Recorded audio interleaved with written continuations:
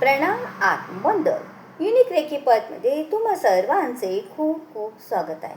पहा, ग्रीष्म ऋतूत पुष्टी व बलवर्धनात विशेष उपयोगी आंबा. आंब्याला फळांचा राजा म्हणतात. आम्यते, प्रापत्ये, आरोग्य, बलच अणे. अर्थात आंब्याच्या सेवनाने आरोग्य आणि बळ प्राप्त होते. दुर्बळ, किडकिडीत, कमजोर आणि वजन वाढविण्याच्या इच्छुक व्यक्तींसाठी ग्रीष्म ऋतूत म्हणजेच 20 एप्रिल ते 20 जून आंब्याचे सेवन अधिक फलदायी आहे. आंब्यात व्हिटॅमिन ए, बी सी बरोबरच मॅगीफेरिन नामक बायो ॲक्टिव्ह तत्व आढळून येते, जे अँटी ॲक्सिडेंट, रोगाणुरोधक, मधुमेहरोधक, ॲलर्जीरोधक व कॅन्सररोधक गुणांनी युक्त आहे. आंबा फुफ्फुसे, आतडे, स्तन वगैरेंच्या कॅन्सरपासून संरक्षण प्रदान करतो. काय बाजारात मिळणारे आंबे लाभदायक आहेत? बाजारात मिळणारे अधिकांश आंबे कॅल्शियम कार्बाईडने पिकवलेले जातात, जे एक अत्यंत हानिकारक रसायन आहे आणि कॅन्सरकारक आहे. याच्यावर सरकारने बंदी घातली आहे. याच्याने पोट खराब होते. सोबतच अधिक काळ याचे सेवन केल्याने हे कोशिकांना म्हणजेच ऑक्सिजन कमी पोचवण्याची समस्याचे कारण हे बनवू शकते. यात अधिकांश रूपाने आर्सेनिक अथवा फॉस्फरस आढळून येते, ज्याच्या विषाक्ततेची लक्षणे आहेत उलटी, जुलाब, मळमळ, तहान लागणे, कमजोरी आणि गिळताना त्रास होणे, तसेच छाती, पोट, डोळे व त्वचेची जळजळ आणि डोळ्याखाली कायमस्वरूपी क्षती, त्वचेवर व्रण, घसा खवखवणे, खोकला, श्वास घेताना त्रास होणे इत्यादी सर्व हे रसायन अधिक प्रमाणात शरीरात गेल्यावर फुफ्फुसांमध्ये द्रव पदार्थ भरणे वगैरे समस्या निर्माण होतात. रसायनांनी पिकवलेले आंबे बाहेरून समान रंगाचे व पिकलेले दिसतात, परंतु ते नैसर्गिकरित्या पिकलेल्या आंब्यांसारखे गोड व रसाळ नसतात. नैसर्गिकरित्या पिकवलेल्या आंब्यांच्या गोड सुगंधाच्या तुलनेत याचा सुगंध कमी असतो. रासायने पिकवलेले आंबे कोळीजवळ आंबट असतात आणि फळ कापल्यावर याचा काही भाग कच्चा आणि काही भाग पिकलेला असतो. नैसर्गिकरित्या पिकवलेल्या आंब्यामध्ये एकसारखा गोडवा आणि परिपक्वता असते. कृत्रिमरित्या पिकवलेले आंबे नैसर्गिकपणे पिकलेल्या आंब्याहून वजनात हलके असतात. हे पाण्यात बुडवल्यावरही तरंगत राहतात. नैसर्गिक रूपाने पिकवलेले आंबे पाण्यात सहज बुडतात.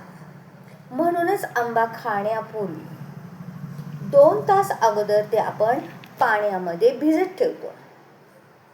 त्यामुळे आपल्याला जाणवते किंवा कळते की हा आंबा नैसर्गिकरित्या पिकवलेला आहे का केमिकलने. जो आंबा पाण्यामध्ये आपण ठेवल्यानंतर सहज पाण्यामध्ये बुडतो तो नैसर्गिकरित्या पिकवलेला, पण जो आंबा पाण्यामध्ये टाकल्यानंतरही बुडत नाही, वर तरंगत राहतो, तो केमिकलयुक्त आंबा आहे, असा खाण्यास योग्य नाही. आता कसा आंबा असतो? हा आंबा कशा प्रकारे लाभदायक आपल्याला? पहा, आयुर्वेदाच्या अनुसार झाडावर पिकलेला गोड आंबा वात, पित्तशामक, सप्तधातुवर्धक, हृदयाला बळ देणारा, शक्ती व स्फूर्तिदायक, त्वचेचा वर्ण उजळविणारा, भूक वाढविणारा, मनाला प्रसन्न करणारा, हा ग्रीष्म ऋतुजन्य समस्या जसे की थकवा, कमजोरी, जास्त तहान लागणे, शरीराचा रुक्षपणा इत्यादीमध्ये अधिक लाभदायी आहे. हा गरमी कमी करून शीतलता व स्निग्धता प्रदान करणारा असतो. झाडावरचे पिकलेले आंबे न मिळाल्यास तणीस, पाने, गवताची पेंडी इत्यादीमध्ये पिकवलेल्या अर्थात रसायन न वापरता पिकवलेल्या गोड आंब्यानेही वरील लाभ मिळू शकतात. आंब्याच्या सेवनाची पद्धत पहा. आंबा चोखून खाल्ल्याने अधिक लाभदायी व लवकर पचणारा, पोटात साफ करणारा व अत्यंत पचनशक्तीला मंद करतो. तसेच ताप, रक्त दूषित होणे, डोळ्यांचे रोग इत्यादी समस्या उत्पन्न करते.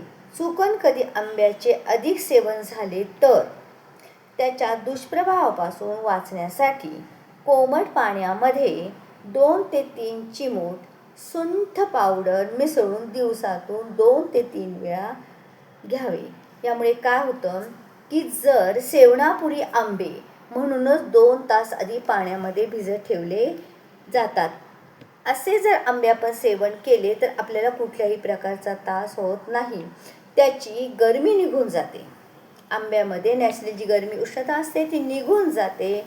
आंबे रिकाम्या पोटी कधीही खाऊ नये. सूर्यास्तानंतर कधीही आंबे खाऊ नये. रात्री आंबे खाऊ नये.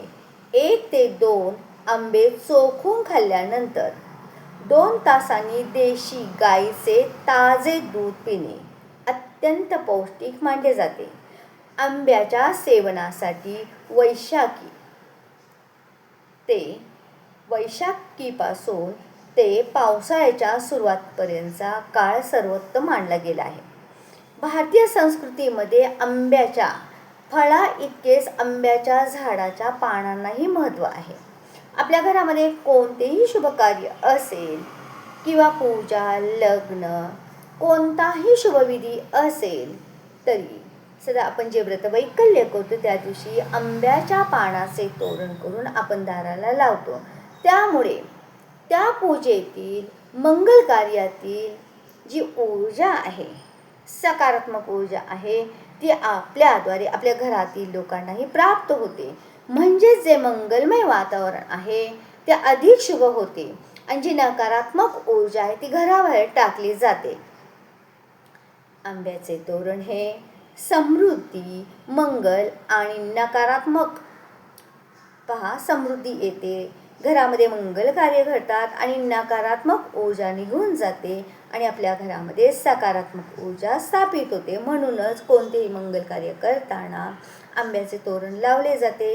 आंब्याच्या फळा इतकेच आंब्याच्या पानांना, देठांना, प्रत्येक गोष्टीला खूप महत्त्व आहे. आपल्या भारतीय संस्कृतीमध्ये एकमेव अशी संस्कृती आहे जी प्रत्येक गोष्टीला प्राधान्य देते. प्रत्येक फळाला, प्रत्येक वृक्षाला अनन्यसाधारण महत्त्व आहे. केळाचे वृक्ष असो, पिंपळाचे असो अथवा आंब्याचे, औदुंबराचे किंवा वडाचे, कोणतेही वृक्ष असो त्यांची पूजा केली जाते. त्याद्वारे त्या झाडाखाली बसून जर आपण ध्यान साधना आणि नामस्मरण केलं तर आपला ओरा तो शुद्ध होतोच, परंतु त्या झाडाद्वारे प्राप्त होणारी ऊर्जा आपल्याद्वारे आपल्या कुटुंबातील लोकांनाही प्राप्त होते. म्हणूनच म्हणतात ना, सर्व साधू संत निसर्गाच्या सानिध्यात वृक्षाखाली बसूनच ध्यान साधना करत असे. अशा या दिव्य संस्कृतीला, दिव्य ऊर्जेला आपण ग्रहण करूया. आंब्याच्या वृक्षाचे पूजन देखील करूया. त्याद्वारे अधिक मासातील अधिक फळ, अधिक सकारात्मक ऊर्जा आणि संपन्नता आपल्याला प्राप्त होईल. जय जय रघुवीर समर्थ. जय सद्गुरू. तुम्हाला माझे व्हिडिओ आवडत असतील तर नक्कीच लाईक, शेअर आणि सबस्क्राईब करा. पुन्हा भेटूया पुढच्या व्हिडिओमध्ये. तोपर्यंत जय सद्गुरू.